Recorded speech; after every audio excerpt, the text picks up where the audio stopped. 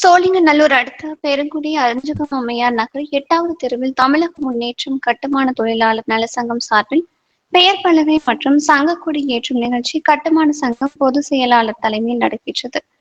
சோழிங்கநல்லூர் அடுத்த பெருங்குடி அஞ்சுகம் அம்மையார் நகர் 8வது தெருவில் தமிழக முன்னேற்ற கட்டுமான தொழிலாளர் நல சங்கம் சார்பில் 2ஆம் ஆண்டு மே 1 உழைப்பாளர் தினத்தை முன்னிட்டு பெயர் பலகை மற்றும் சங்கக்கொடி ஏற்றும் நிகழ்ச்சி கட்டுமான சங்க பொதுச் செயலாளர் பழனிவேல் தலைமையில் நடைபெற்றது.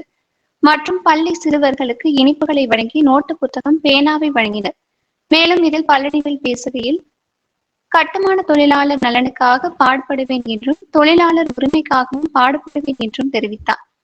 மேலும் நிகழ்ச்சியில் கௌரவ தலைவர் ரியல்மா ரஜினி, துணை செயலாளர் பொன்னுவேல், கௌரவ தலைவர் கோபால், சட்ட ஆலோசகர் அசோகன், இணை செயலாளர் ராஜ்குமார், ஒருங்கிணைப்பாளர் ஏழுமலை, பொருளாளர் பாலாஜி, மாநில செயற்குழு உறுப்பினர்கள் சின்னசாமி, ஜி செல்வம் மற்றும் பெண் தொழிலாளர்கள் உள்ளிட்டோர் கலந்து கொண்டு சிறப்பித்தனர்.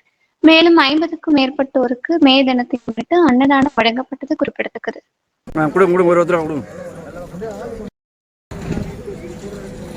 போல